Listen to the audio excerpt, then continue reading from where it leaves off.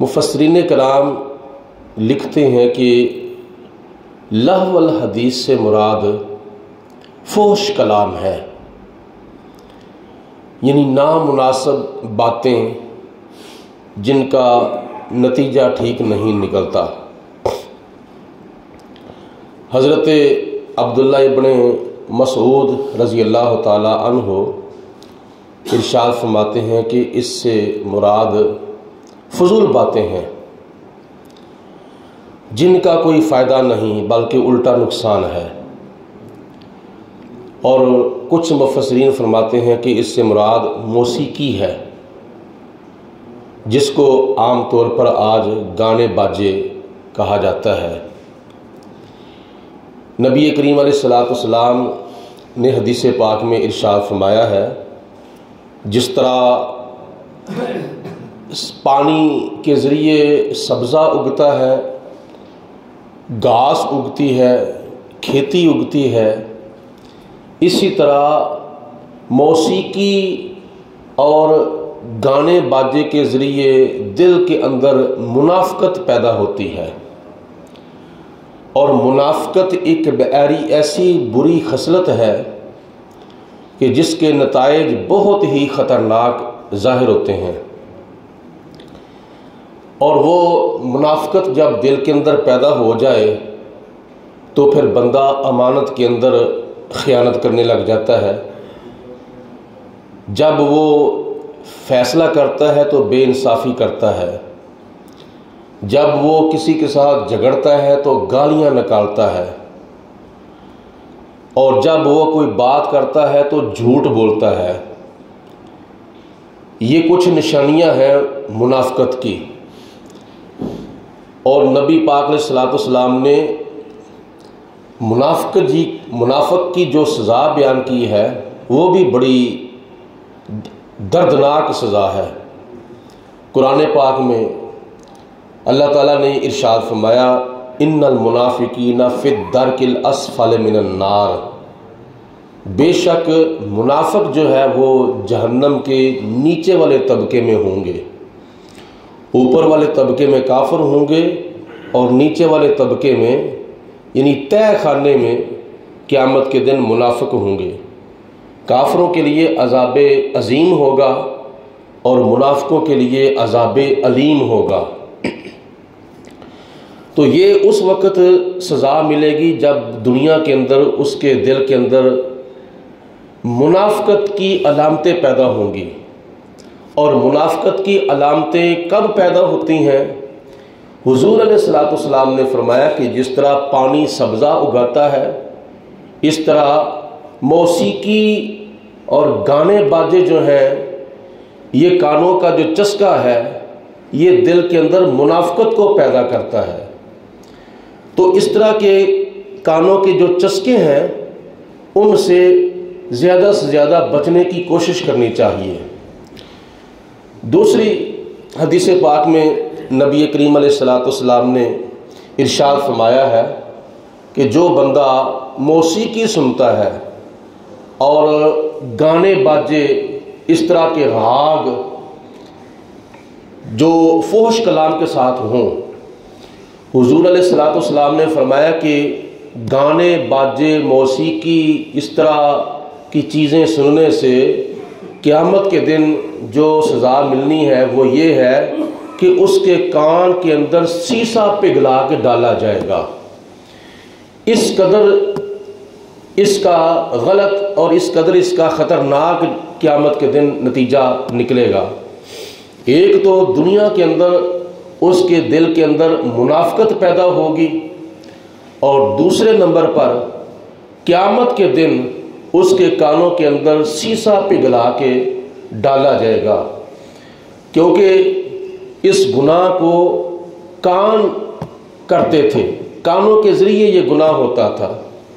تو پھر قیامت کے دن کانوں کو کیا سزا ملے گی؟ زبان سے کیا ہوا جو گناہ ہے اس کا اثر زبان کے اوپر پڑے گا، یعنی اس کا عذاب زبان کو دیا جائے گا، اور آنکھوں کے ساتھ کیا ہوا گناہ ہے اس کی سزا جو ہے وہ آنکھوں کو دی جائے گی، ہاتھوں سے کیا ہوا گناہ جو ہے اس کی سزا ہاتھوں کو دی جائے گی،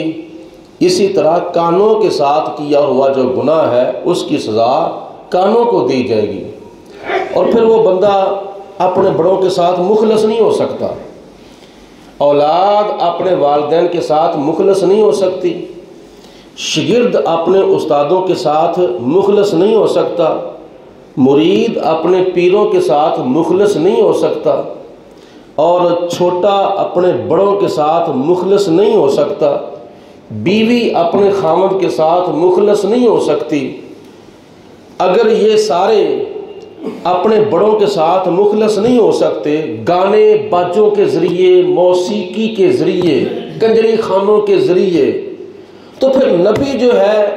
وہ جو امتی جو ہے وہ اپنے نبی کے ساتھ کیسے مخلص ہو سکتا ہے؟ تو اس لیے زیادہ سے زیادہ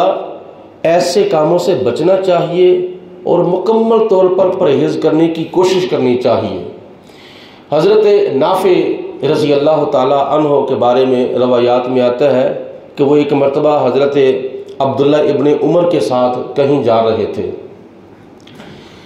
حضرت عبداللہ ابن عمر کے ساتھ حضرت نافع کہیں جا رہے تھے تو راستے کے اندر ان کو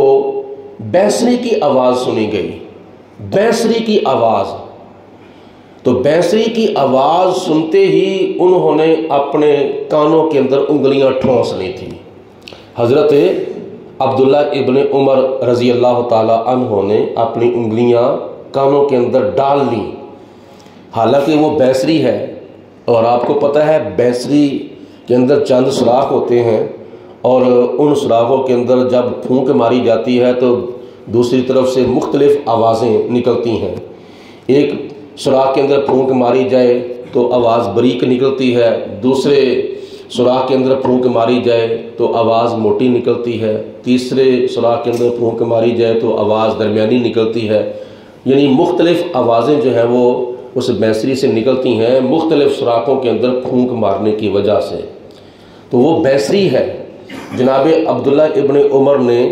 اپنے کانوں کے اندر انگلیاں ٹھونس لی تھیں، اور بعد میں جب آگے چل کر پوچھا حضرت نافع سے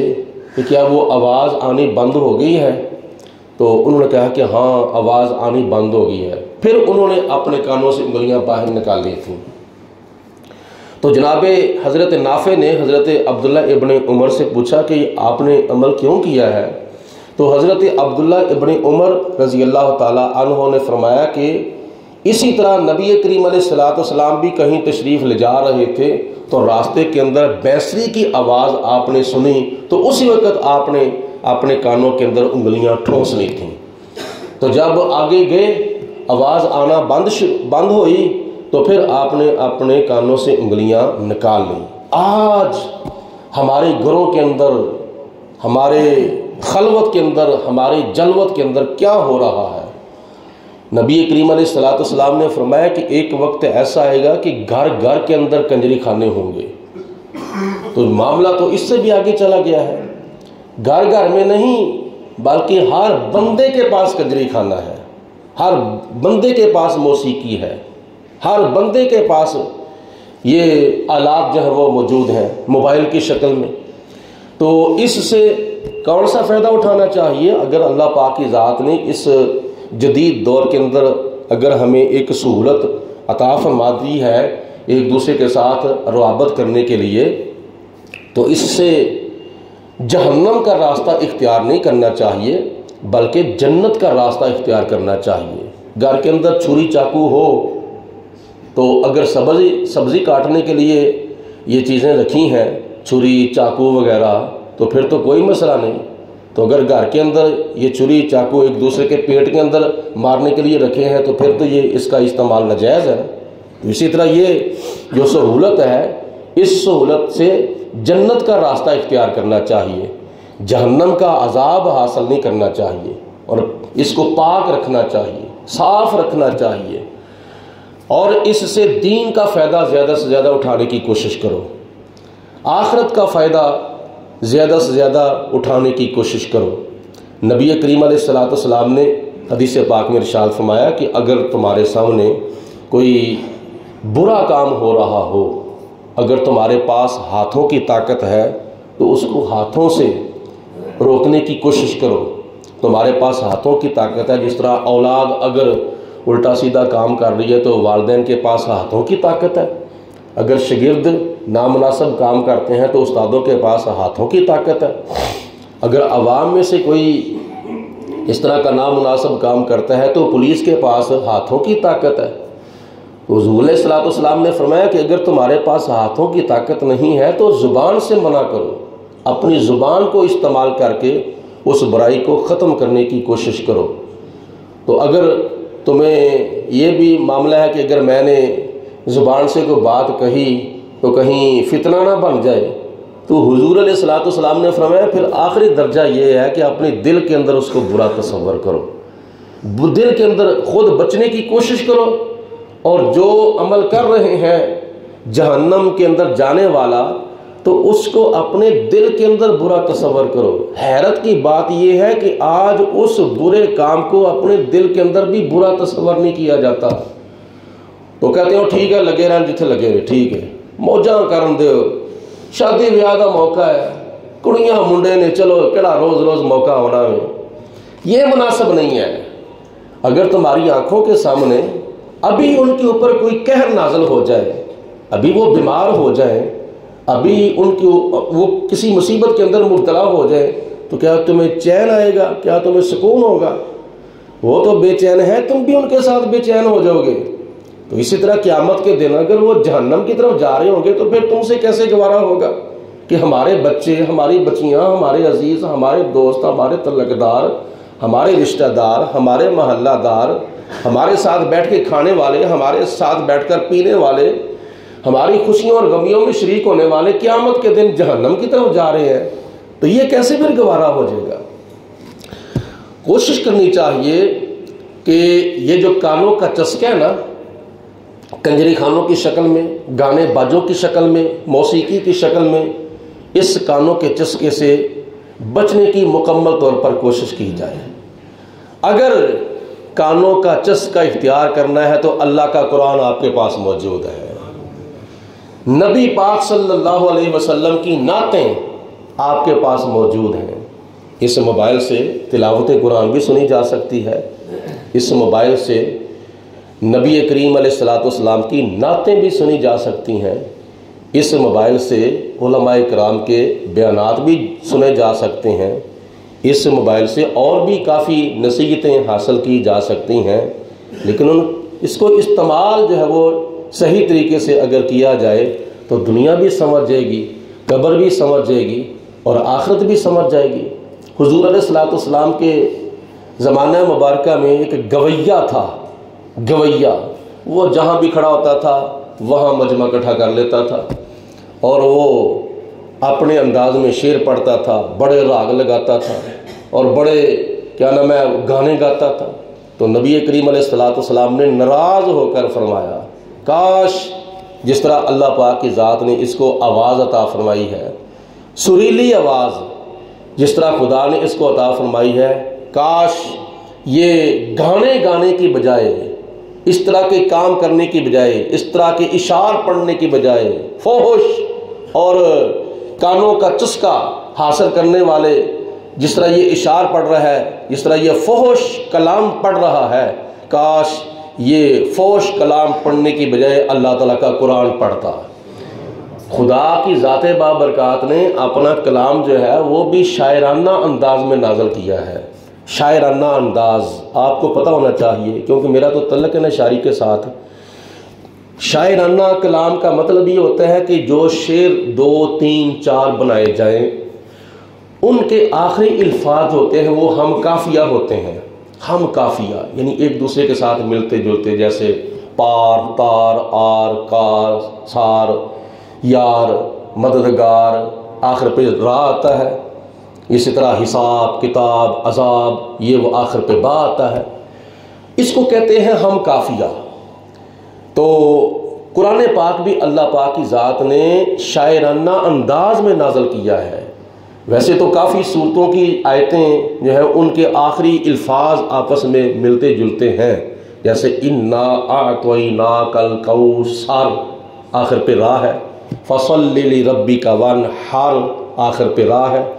ان شانئک ھو الابتر آخر پہ را ہے، یاسین آخر پہ نون ہے، والقرآن الحکیم انک لمن المرسلین علی صراط مستقیم آخر پہ نون ہے، قل اعوذ برب الناس آخر پہ سین، مالک الناس آخر پہ سین، الہ الناس، اسی طرح قل اعوذ برب الفلق من شر ما خلق ومن شر غاسق اذا وقب، یہ آخر پہ ملتے جلتے الفاظ ہیں۔ اور ان ساری صورتوں میں سے سورۃ الرحمن کی تلاوت کر لی جائے تو کتنی مزیدار یہ صورت ہے، شاعرانہ انداز میں اللہ پاک کی ذات نے یہ صورت نازل فرمائی ہے۔ الرحمن علم القرآن خلق الانسان علمہ البیان آخر پہ نون ہے۔ یہ سارے کا سارا کلام اللہ پاک کی ذات نے شاعرانہ انداز میں نازل کیا ہے، اور وہ بھی اس لیے نبی کریم علیہ السلام کے زمانہ مبارکہ میں بڑے بڑے کافر ایسے جو تھے وہ شعراء تھے، فصحاء بلغاء تھے، وہ اپنے اپنے شعر بنا کر لاتے تھے اور ایک دوسرے کو سناتے تھے، اور پھر فرسٹ اور سیکنڈ اور تھرڈ پوزیشن حاصل کرتے تھے لوگوں کو سنا کے۔ نبی کریم علیہ السلام بھی روزانہ کی 2-4 آیتیں جا کے سناتے اور فرماتے تھے کہ یہ میرا کلام نہیں، یہ میرے خدا کی ذات بابرکات کا کلام ہے، میرے پروردگار عالم کا کلام ہے۔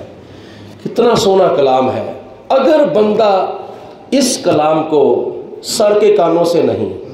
بلکہ دل کے کانوں سے سنے۔ آج کل تو کئی لوگوں کو قرآن پاک بھی سننا جو ہے وہ بڑا عجیب بھی لگتا ہے اور بوجھ بھی محسوس ہوتا ہے۔ نماز تراویح کے دوران دیکھ لو، ایک رکوع اگر ایک رکعت میں پڑھا جائے تو پھر کئی حضرات سے یہ بھی برداشت نہیں ہوتا، جان بوجھ کے کئی بیٹھ کے تراویح پڑھنی شروع کر دیتے ہیں، یا جان بوجھ کے کرسی کے اوپر بیٹھ جاتے ہیں، زیادہ دیر تک کھڑا نہیں ہوا جاتا۔ لیکن ان لوگوں کو بھی یاد کرو نا جو ساری رات نوافل میں گزار دیتے تھے۔ کیا کرتے تھے؟ حضرت امام اعظم ابو حنیفہ رحمۃ اللہ تعالی علیہ عشاء کی نماز ادا کرنے کے بعد 2 رکعت نماز نفل نیت کرتے ہیں۔ پہلی رکعت کے اندر 15 سپارے، دوسری رکعت کے اندر 15 سپارے، 2 رکعتوں میں اللہ تعالیٰ کا قرآن ختم کرتے ہیں۔ پڑھنے والوں کو پڑھنے میں بڑا مزہ آتا تھا اور سننے والوں کو سننے میں بڑا مزہ آتا تھا۔ 2 مثالیں میں نے آپ کے سامنے پچھلے دنوں پیش کی تھی نا، جناب حضرت سیدنا فاروق اعظم رضی اللہ تعالیٰ عنہ نے صرف اور صرف سورۃ طٰہٰ کی چند آیتیں، ایسے کر لو کہ صفحہ 1.5 صفحہ قرآن پاک کا صفحہ 1.5 صفحہ صرف سنا تھا جناب فاروق اعظم رضی اللہ تعالیٰ عنہ،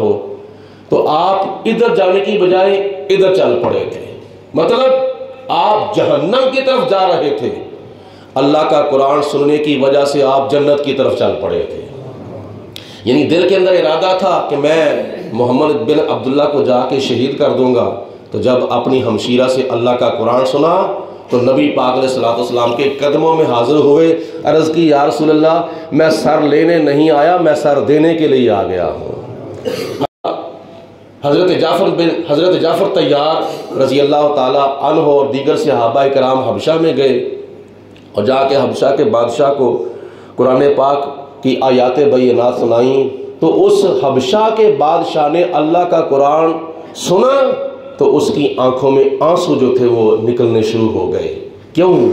وہ سر کے کانوں سے نہیں سن رہے تھے بلکہ وہ دل کے کانوں سے سن رہے تھے۔ اور آج بھی اگر ہم اللہ کا قرآن نماز تراویح میں یا جمعۃ المبارک کے خطابات میں یا درس قرآن میں یا ویسی تلاوت کے طور پر کسی سے اللہ کا قرآن ہم سنتے ہیں، اگر دل کے کانوں سے سنیں تو کیا ہمارے دلوں کی جو کھیتی ہے وہ نہیں آباد ہو سکتی؟ کیا ہمارے مردہ دل زندہ نہیں ہو سکتے؟ کیا ہمارے دلوں کے اندر نور قرآن پیدا نہیں ہو سکتا؟ ہو سکتا ہے۔ وجہ یہ ہے کہ ہم سر کے کانوں سے سنتے ہیں، دل کے کانوں سے نہیں سنتے، محبت کے کانوں سے نہیں سنتے۔ تو محبت کے کانوں سے اگر قرآن پاک سنیں تو ایک رکعت میں ایک رکوع کیا ایک رکعت میں اگر 2 3 4 رکوع بھی پڑھے جائیں تو ہم تھک تو سکتے ہیں، لیکن قرآن پاک سن کر ہم اک نہیں سکتے۔ تھکاوٹ تو ہو سکتی ہے لیکن اکتاہٹ نہیں ہو سکتی۔ صرف اور صرف کمی یہ ہے کہ ہم دل کے کانوں سے نہیں سنتے، ہم محبت کے کانوں سے نہیں سنتے۔ تو چھوڑو ان گانوں اور باجوں کو، موسیقی کو، کنجری خانوں کو سنو نہیں، بلکہ کس کو سنو؟ اللہ کا قرآن سنو، نبی پاک علیہ الصلوۃ والسلام کا فرمان سنو، تاکہ ہمارے دلوں کی جو کھیتی ہے یہ سرسبز و شاداب ہو جائے، ہمارے دلوں کے اندر نور قرآن پیدا ہو جائے، ہمارے دلوں کے اندر نور ہدایت پیدا ہو جائے۔ نہ گھبراؤ مسلمانوں، خدا کی شان باقی ہے، ابھی اسلام زندہ ہے، ابھی قرآن باقی ہے۔ یہ کافر کیا سمجھتے ہیں جو اپنے دل میں ہنستے ہیں، ابھی تو کربلا کا آخری میدان باقی ہے قول محمد قول خدا، فرمان نہ بدلا جائے گا، بدلے گا زمانہ لاکھ مگر قرآن نہ بدلا جائے گا۔ تو یہ بہت ہی تباہی کی طرف ہماری نوجوان نسل جو ہے وہ جا رہی ہے۔ گلیوں بازاروں میں دیکھو تو ہاتھ میں موبائل، گھروں کے اندر دیکھو تو ہاتھ میں موبائل، آتے جاتے کہیں دیکھو تو ہاتھوں میں موبائل، اور کیا ہو رہا ہے؟ کانوں کے ساتھ لگایا ہوا ہے، گانے سن رہے ہیں۔ اللہ کے بندو کیا ملے گا؟ یہ صرف اور صرف میں بار بار کہہ رہا ہوں کہ یہ کانوں کا چسکا ہے، اور کانوں کے چسکے سے بچو، اور اپنے کانوں کو اگر لذت دلانی ہے تو نبی پاک علیہ الصلوۃ والسلام کی نعتوں سے دلاؤ، اللہ تعالیٰ کے قرآن سے دلاؤ۔ اللہ کا قرآن اپنے کانوں کے اندر بساؤ، نبی پاک علیہ الصلوۃ والسلام کا فرمان جو ہے وہ اپنے کانوں کے اندر بساؤ، تو پھر دنیا کے اندر بھی کامیابی ملے گی اور آخرت کے اندر بھی کامیابی ملے گی، قبر کے اندر بھی اور حشر کے اندر بھی اللہ تعالیٰ کامیابیاں عطا فرمائے گا۔ وآخر الدعوانا ان الحمد للہ رب العالمین۔